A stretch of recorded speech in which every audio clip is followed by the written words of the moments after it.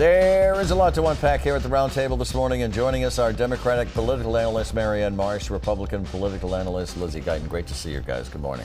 All right. Hope Palestinian protests continue on local college campuses. The arrest of more than 100 Emerson College students removed from an alley encampment by Boston police. It's drawn praise and criticism. Mayor Wu supports Boston police. Boston City Councilor Henry Santana expressed concerns about what he saw in some of the videos. Is a consistent message being sent from City Hall? Lizzie, let's start with you. The Boston police did the right thing by clearing up these protests, and more needs to be done to restore public safety and to stand up against anti-Semitism in Boston. And I commend what the congressman said about this. There are a lot of Jewish students and people in the Jewish community that do not feel safe, and the college presidents need to do more to help them feel protected. What about a consistent message? What do you think, Marianne? Well, every mayor's first job is to keep the city safe. So this was a public safety issue, but peaceful protests have a long place in our history. They've ended wars. They've won rights. You can go down the list. So a peaceful, safe protest shouldn't be oxymoronic. Yet what we saw this weekend, or last week, at Emerson versus Northeastern couldn't have been more different. And what I find disturbing, it's a kind of a bigger picture here and nationally, is the militarization of police. Since after 9/11, you see them with the kinds of tactics and gear and all of that stuff that you used to just see in the battlefields, or having people call in the National Guard. And not only are students covering their faces, so are many of the law enforcement. Hasn't happened here yet. And I think that is a big concern, because you only see that in dictatorships, where they don't want public protests. People hide their identity because they're going to be punished. And that's a really scary thing to see here. Police should have the opportunity to protect themselves from some of the things that are coming at them. But right? I think there's a long way. You have many steps to go between just being a beat cop, which is the best thing in the world, right? And wearing all that gear, bully sticks, all of that. We saw some of that at Emerson. We saw none of it at Northeastern. But in other campuses, it has been violent. And peaceful protests and public safety shouldn't be an oxymoron. All right, next item. Governor Healey had to seriously walk back comments by her transportation secretary last week.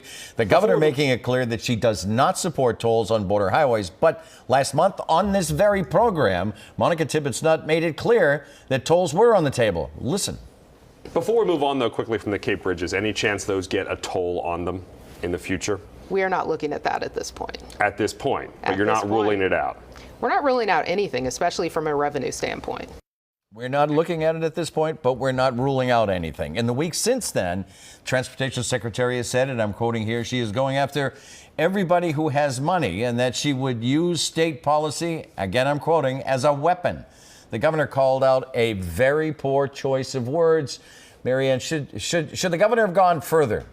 Another reason to watch OTR all the time, right? Here's where the news is. Look, had she said those exact same words that she said on this show during that meeting, she would have been fine. She went further, and that's what ignited everything. Healey did the right thing. She shut it down. She chastised her publicly. That was kind of tough. I don't think you fire people over a mistake. Okay, and Lizzie, is it a dismissible offense? Well, there's two things here. First, it's not necessarily what she said, it's how she said it. This is the type of rhetoric that not only blocks progress in public life, but it really repels voters.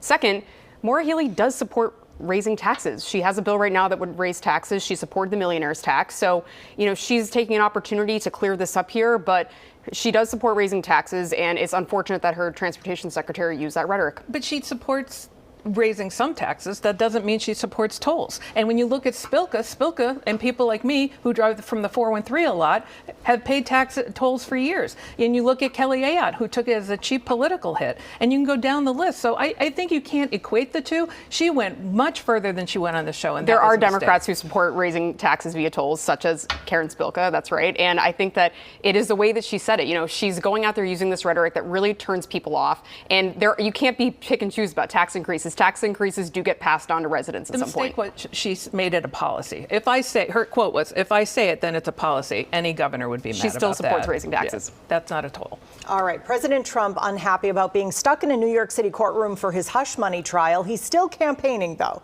But in last week's Pennsylvania primary, Nikki Haley picked up 157,000 Republican votes despite dropping out of the race over a month ago. A drop in the bucket or something else, Lizzie? Well, I think, 26% of Americans have an unfavorable view of both Donald Trump and President Biden. So, there's not a lot of excitement out there about both of these candidates. Yes, I think Trump, he's in the courtroom. People are going to have their opinions about how they feel about him being on trial at this point. President Biden is on the campaign trail, and now he's going to have to go out and answer for his policies, his economy, his immigration failures. Really bad economic news yesterday with economic growth slowing, and he's going to have to go out and answer to those with voters. Marianne?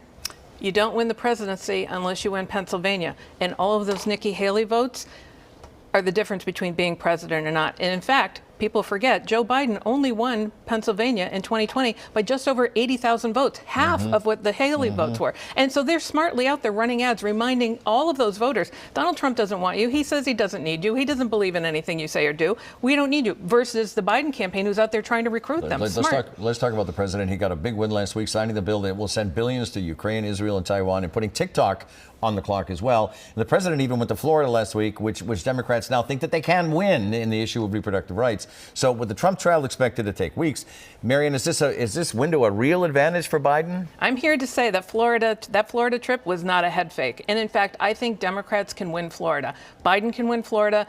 The Senate race there, Debbie Murkowski-Powell, is tied with Rick Scott, and he voted against aid to Israel in Florida. Really? Come on.